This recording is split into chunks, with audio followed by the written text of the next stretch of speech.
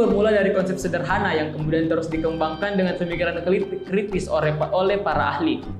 Psikologi merupakan perkembangan ilmu pengetahuan tentang kejiwaan dan respon manusia terhadap lingkungannya.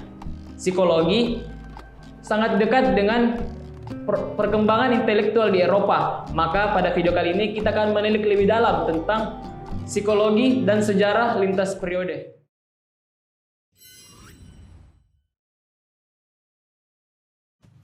Psikologi berasal dari bahasa Yunani kuno, yaitu psyche yang berarti jiwa dan logos yang berarti pengetahuan, sehingga dapat diartikan sebagai ilmu yang mempelajari tentang kejiwaan atau mental seseorang.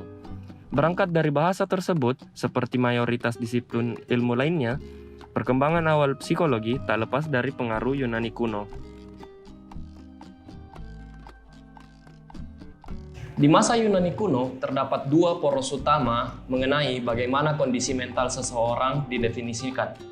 Yang pertama, yaitu pandangan monoisme, yang berarti jiwa dan badan memiliki unsur yang sama. Keduanya pun patuh pada hukum yang sama pula. Ini berarti kedua hal tersebut merupakan satu kesatuan, sehingga kedua hal ini tidak dapat dipisahkan. Kedua, pandangan dualisme. Jiwa tidak sama dengan fisik atau badan. Keduanya pun tidak patuh pada hal atau hukum yang sama pula. Sehingga kedua hal ini menjadi unsur berbeda dan pendekatan pengkajiannya pun berbeda.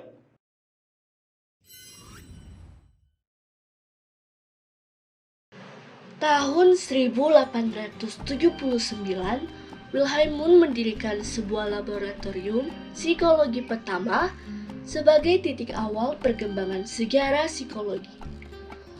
Wundt juga memperkenalkan metode introspeksi yang digunakan dalam penelitiannya. Wundt percaya bahwa jiwa terbentuk dari elemen-elemen, kemudian memiliki mekanisme penting yang menghubungkan antar elemen kejiwaan sehingga membentuk struktur jiwa yang utuh dan disebut asosiasi. Teori Wundt yang terlalu abstrak memacu arah perkembangan ilmu psikologi di Amerika. Teori ini terus dipertentangkan dan melahirkan berbagai aliran psikologi yang berbeda-beda. Namun, dari keseluruhan aliran merujuk pada satu kesimpulan, bahwa psikologi merupakan ilmu yang mempelajari kognitif seseorang, meliputi sikap, harapan, dan ide yang memengaruhi tingkah laku.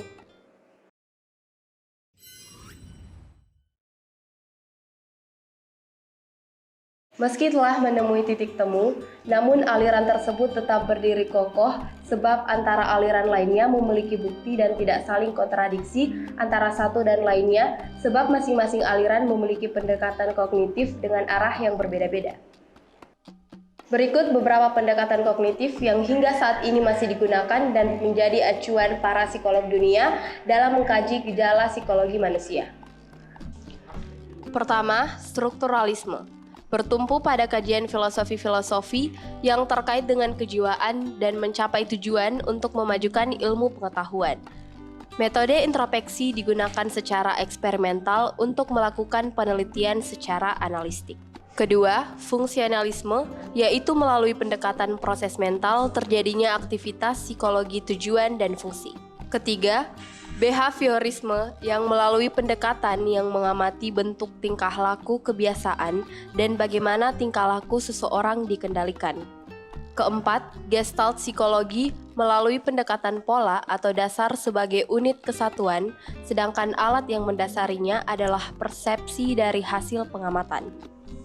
Kelima, psikoanalisa dengan pendekatan berupa pengobatan yang dilakukan untuk pasien dengan gangguan kejiwaan atau gangguan mental.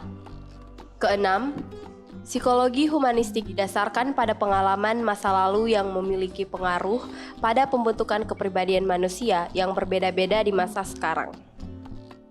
Yang perlu diingat bahwa aliran psikologi yang ada saat ini saling melengkapi satu sama lain. Suatu kesimpulan atau tujuan penelitian maupun pengamatan psikologi tak dapat dicapai dengan utuh hanya dengan satu pendekatan saja.